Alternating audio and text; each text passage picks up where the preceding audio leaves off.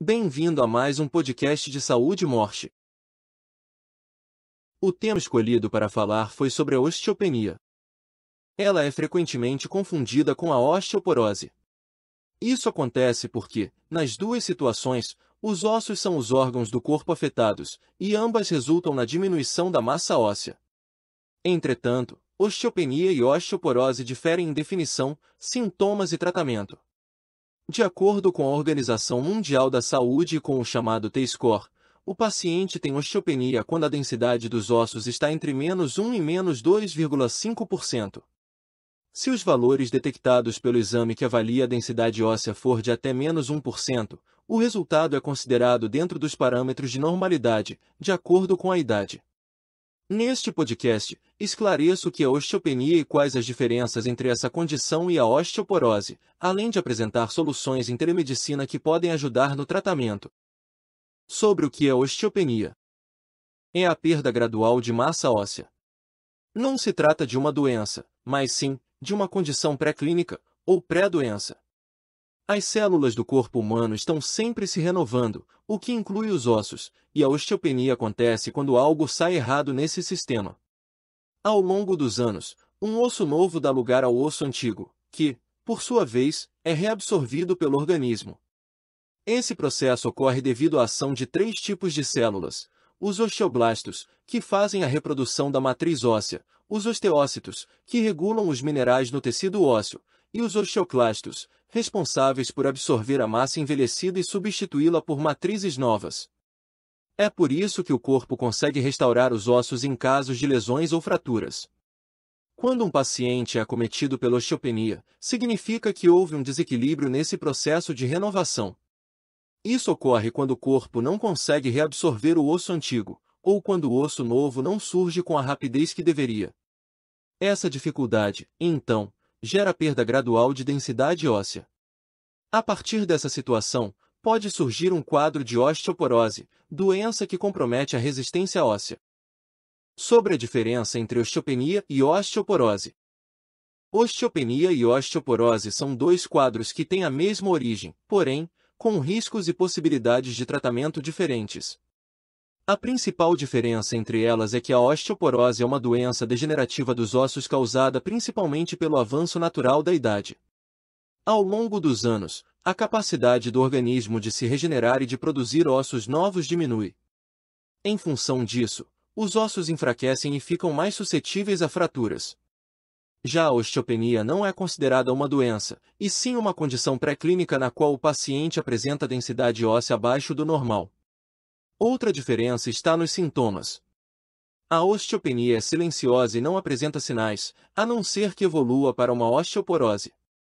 Quando isso acontece, aí sim os sintomas costumam ser mais evidentes, embora a osteoporose também possa se desenvolver de forma silenciosa.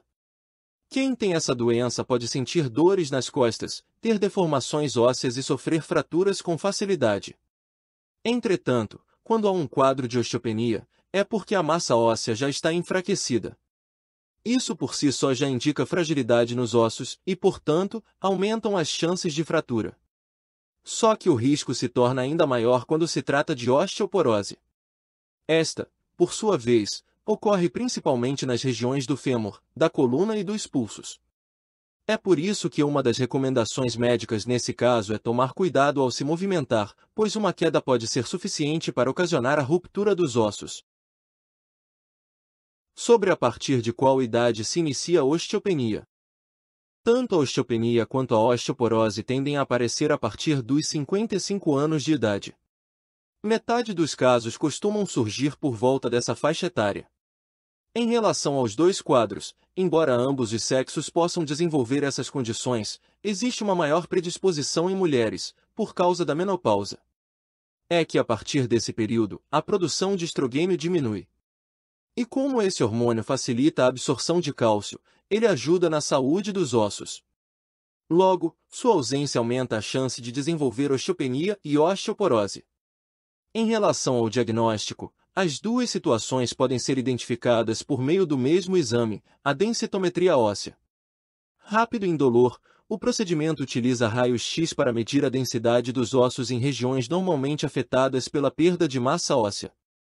Como parâmetro geral, uma perda óssea inferior a 30% costuma indicar osteopenia. Se a perda de massa óssea for superior, o caso é considerado como osteoporose. Outra grande diferença entre osteopenia e osteoporose é que, no primeiro caso, geralmente não é preciso usar medicação. Via de regra, são recomendadas mudanças de hábitos relacionadas ao estilo de vida, tais como a prática de exercícios, expor a pele ao sol diariamente e ingerir alimentos saudáveis e ricos em cálcio e em vitamina D. Remédios são indicados apenas se o quadro for associado a outros fatores que possam aumentar o risco de fraturas, como baixo peso, genética, tabagismo, alcoolismo e uso frequente de corticoides. Já o tratamento da osteoporose necessita de medicação, reposição de vitamina D e cálcio. Também pode ser recomendado a prática de exercícios e fisioterapia. A osteoporose não tem cura, por isso, o paciente precisa de acompanhamento médico regular, além do trabalho de um fisioterapeuta para fortalecimento muscular e proteção das estruturas ósseas. E, se necessário, do acompanhamento de um neurologista em função das possíveis dores. Sobre os sintomas da osteopenia. Por ser absolutamente assintomática, pessoas com osteopenia só apresentam sintomas quando a situação já evoluiu para a osteoporose. Nesse caso, o primeiro sintoma pode ser a ocorrência de uma fratura. Por isso, o hábito de fazer exames preventivos e ir ao médico com regularidade, principalmente após os 50 anos, é essencial. Afinal, só assim é possível ter um diagnóstico precoce, o que pode evitar um quadro mais grave. Como citei anteriormente, a osteoporose também pode ser silenciosa, mas alguns sinais podem evidenciar a presença da doença, tais como perder altura, ter dores nas costas, ter sensibilidade óssea, postura curvada e fraturar ossos com facilidade. Sobre osteopenia causar dor. Da mesma forma como não apresenta sintomas, a osteopenia também não causa dores. Porém, em vez de um benefício, essa informação deve servir como sinal de alerta. Toda condição silenciosa precisa ser diagnosticada cedo para evitar maior severidade. Por isso, é importante saber que há fatores de risco para a doença. A massa óssea é formada enquanto somos jovens e, por volta dos 30 anos de idade, começa a diminuir de forma natural. Como eu já citei, por causa da menopausa, nas mulheres, essa perda pode ser mais rápida em função da diminuição dos níveis dos hormônios. Por isso, a menopausa precoce está entre os fatores de risco.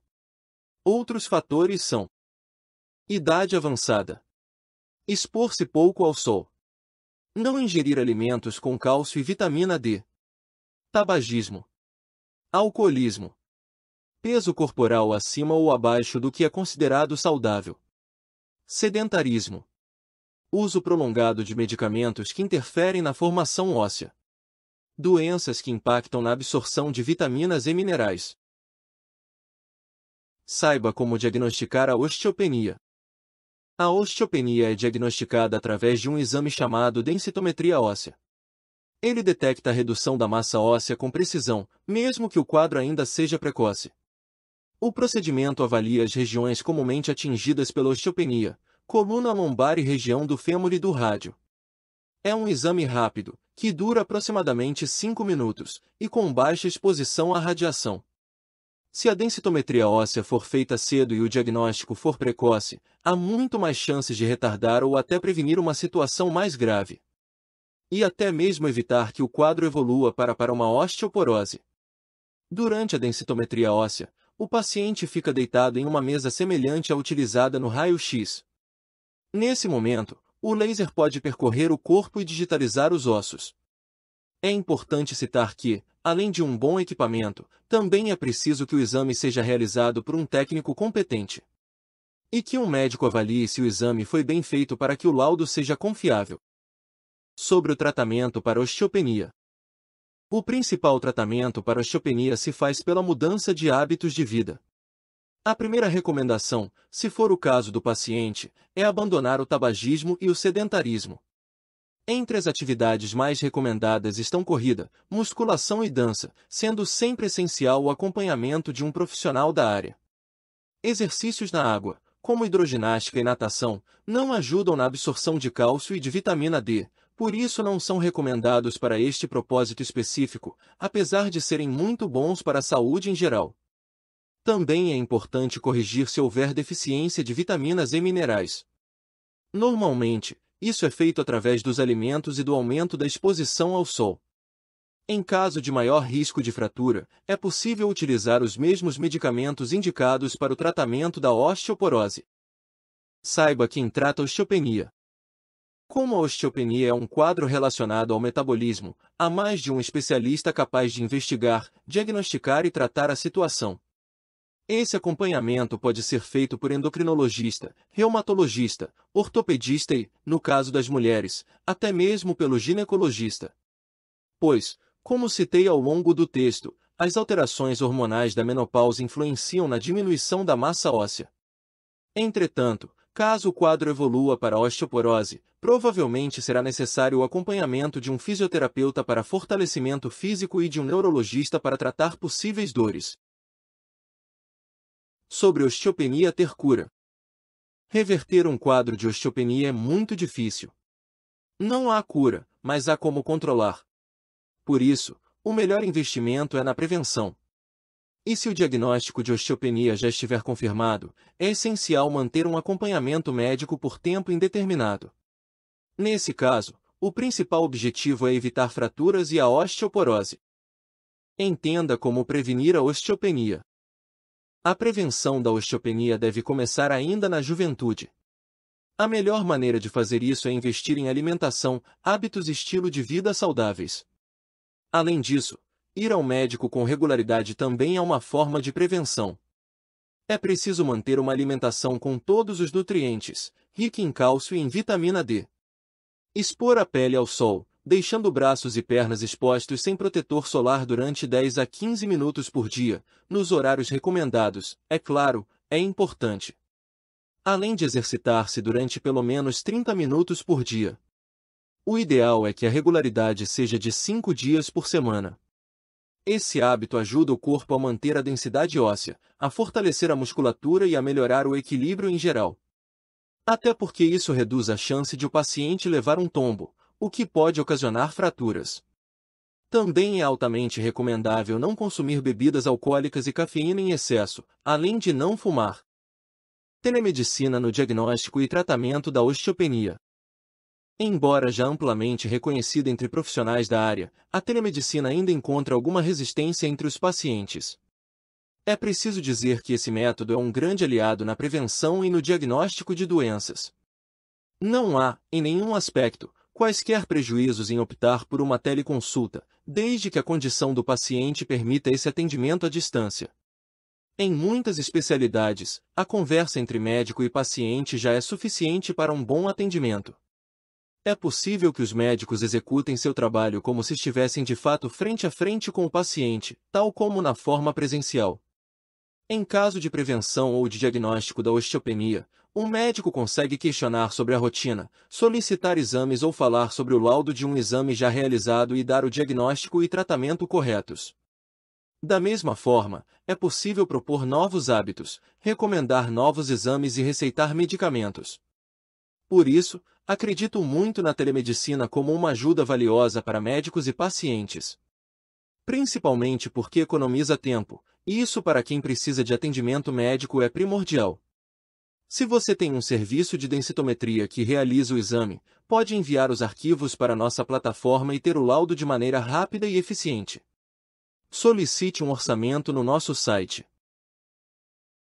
Se você que me ouve é um profissional de saúde, considere solicitar um orçamento para ter em sua clínica nossa plataforma de telemedicina com telediagnóstico, prontuário eletrônico com teleconsulta e ainda ter disponível na mesma plataforma todos os profissionais para assinar os documentos na área de medicina ocupacional.